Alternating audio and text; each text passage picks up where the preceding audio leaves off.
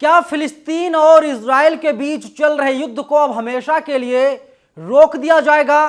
क्या नेतन्याहू अब कमजोर पड़ने लगे हैं और ईरान इजराइल को खुलेआम क्यों चिता रहा है? और सबसे बड़ा सवाल यह है कि जब 4 दिनों के लिए युद्ध को रोक दिया गया था तो 5वें और 6ठे दिन भी युद्ध को क्यों रोका गया, यानी सीज फायर को आगे 2 दिनों के लिए और बढ़ा दिया गया है। नमस्कार, मेरा नाम है नवीन कुमार नंदन और आप देख रहे हैं नेशनल दस्तक। मैं पहले दिन से आपको आगाह कर रहा था, बता रहा था कि देखिए जिस रास्ते पर इजराइल और इजराइल के प्रधानमंत्री नेतन्याहू निकले हैं वो रास्ता बहुत ही ज्यादा कटीला है। उस रास्ते पर कभी नेतन्याहू नहीं चल पाएंगे। अगर नेतन्याहू ने उस रास्ते पर चलने की दुस्साहस की तो ये जान लीजिए नेतन्याहू और इजराइल का खात्मा होना पूरी तरीके से तय है और ऐसा होता हुआ दिखाई दे रहा है। पहले मैंने आपको अपडेट किया, मैंने आपको जानकारी दी थी कि सीज फायर पर 4 दिनों के लिए सहमत बन गई है और कल जो खबर निकल के सामने आई है उस खबर के मुताबिक और 2 दिनों के लिए सीज फायर को एक्सटेंड कर दिया गया है, यानी बढ़ा दिया गया है। ना इधर से ना उधर से कोई भी देश, किसी भी देश की सेना, कोई भी संगठन किसी के ऊपर हमला नहीं कर पाएगा, क्योंकि नेतन्याहू को बड़ा घमंड था, बहुत ही ज्यादा अहंकार था। इनको यही लगता था वे ताकतवर हैं, वे तानाशाह हैं, वे हिटलर 2 हैं, लेकिन सारा घमंड चकनाचूर हो गया नेतन्याहू का। और ईरान लगातार आंखें दिखा रहा है, लगातार ईरान बता रहा है कि नेतन्याहू पीछे चले जाओ, पीठ दिखा दो, वरना इसका अंजाम बहुत ही ज्यादा बुरा होने वाला है। मैंने पहले आपको अपडेट किया था किस तरीके से हुती ने इजराइल के जहाज को अगवा कर लिया था और अब जो बड़ी खबर निकल के सामने आ रही है, ईरान ने भी इजराइल के एक जहाज को अपने कब्जे में कर लिया है, यानी चारों तरफ से अब इजराइल की मुश्किलें बढ़ती हुई दिखाई दे रही हैं। देखिए आज तक लिखता है इजराइल और हमास के बीच बड़ा फैसला, सीज फायर 2 दिन के लिए बढ़ाया गया।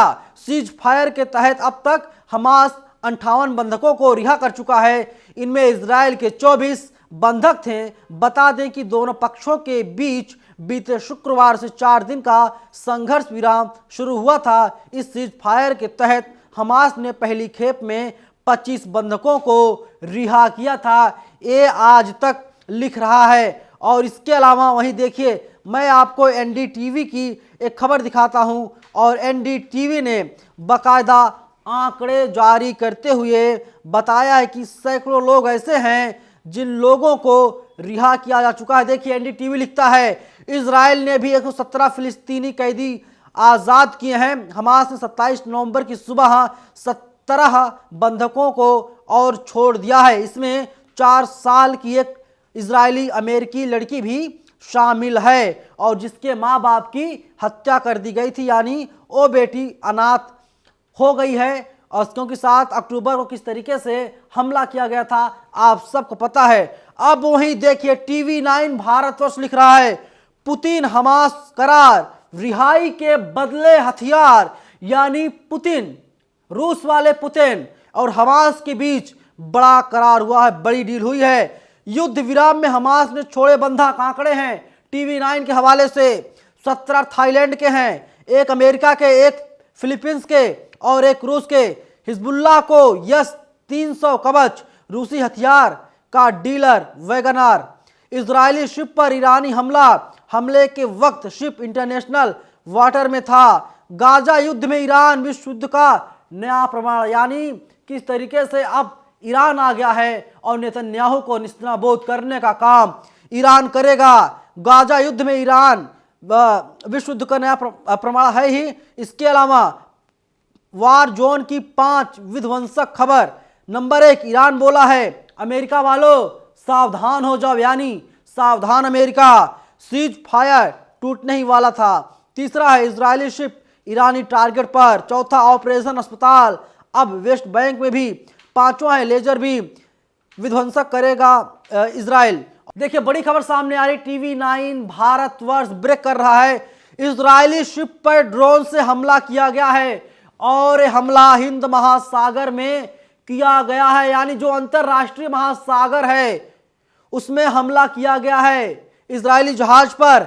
हमले में शिप को काफी नुकसान की खबर है। मालवाहक जहाज में भीषण आग लग चुकी है। और वहीं देखिए इजरायली अरबपति के शिप पर हमला किया गया है और AP जो न्यूज एजेंसी है उसके हवाले से TV9 इस खबर को ब्रेक कर रहा है।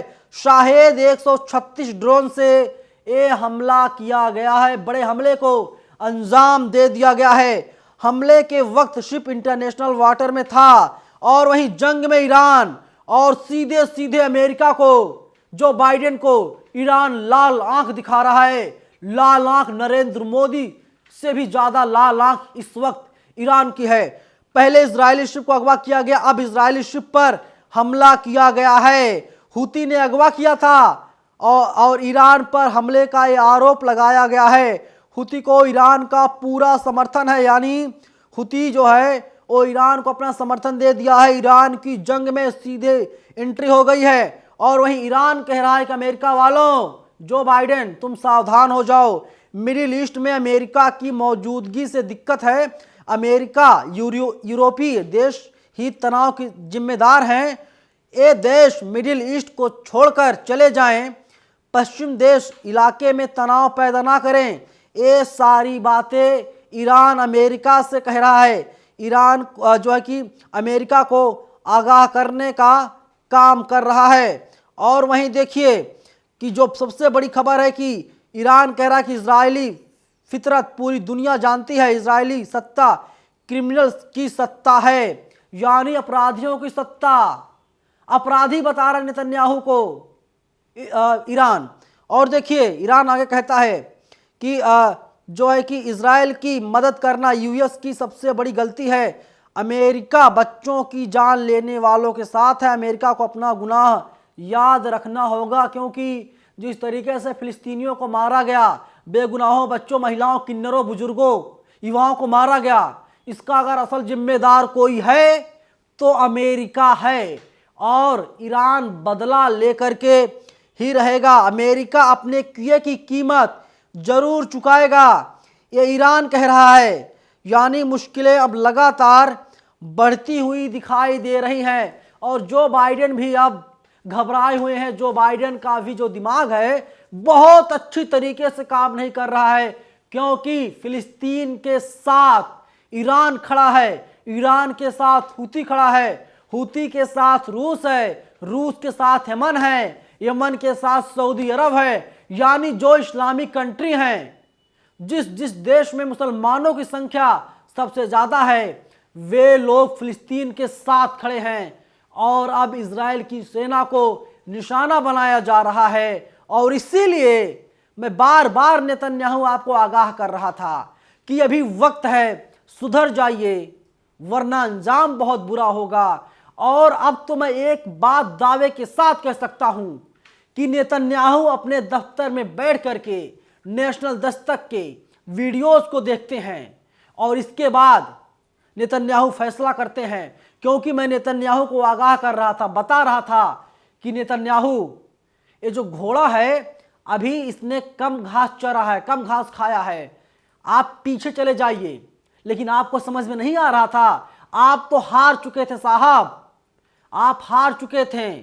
4 दिन जिस तरीके से सीज फायर था और सब लोग खुशी से रह रहे थे, और अब आपको अंदाजा हो गया कि अगर युद्ध पर फुल स्टॉप नहीं लगाया जाता तो आपका हाल इतना बुरा होगा कि सपनों में भी कभी आपने सोचा नहीं होगा, कभी आपने कल्पना तक नहीं की होगी। और इसका जो अंजाम है बहुत ही ज़्यादा भयावह बुरा होने वाला है। हर रोज मैं आगाह करता हूं नेतन्याहू को, इजराइल की सेना को, देखिए इतना ज़्यादा हद मत मचा दीजिए कि आपका नामो निशान नक्शे से मिट जाए। और बच्चे किताबों में पढ़ें कि कभी एक देश इजराइल भी हुआ करता था और उसका एक क्रूर शासक था, क्रूर प्रधानमंत्री था जिसका नाम नेतन्याहू हुआ करता था। नेतन्याहू हम सब, आप भी हाड़ मांस के बनाए गए हैं। यहाँ पर हम लोग धरती पर रह रहे हैं। एक इंसानियत होती है, आप इंसानियत का परिचय दीजिए, बेगुनाहों को मत मारिए। अगर आप कहते हैं कि फला आदमी आतंकवादी है, आप उसका खात्मा कीजिए, लेकिन बताइए जिन महिलाओं को आपने मरवा दिया, बच्चों को मरवा दिया, बुजुर्गों को मरवा दिया, क्या कभी वे लोग वापस आएंगे? और जो महमूद पराचा हैं, सुप्रीम कोर्ट के वकील भारत के, वे साफ तौर पे कहते हैं कि पूरा मामला अंतर्राष्ट्रीय न्यायालय में जाए और कम से कम फांसी की सज़ा तो नेतन्याहू को दिया जाए, तभी मारे गए महिलाओं, बच्चों, बुजुर्गों के साथ इंसाफ हो पाएगा। फिलहाल इस वीडियो में इतना ही, लेकिन आप लोग अपनी राय कमेंट बॉक्स में हमें ज़रूर बताइएगा। धन्यवाद। नेशनल दस्तक की आपसे गुजारिश है कि अगर इसको बचाना चाहते हैं तो नेशनल दस्तक को सब्सक्राइब करने के लिए रेड कलर के सब्सक्राइब बटन को दबाएं, फिर बेल आइकन की घंटी दबाएं। नेशनल दस्तक को बचाने के लिए बहुत जरूरी है कि हर खबर को शेयर करें, लाइक करें, कमेंट जरूर करें।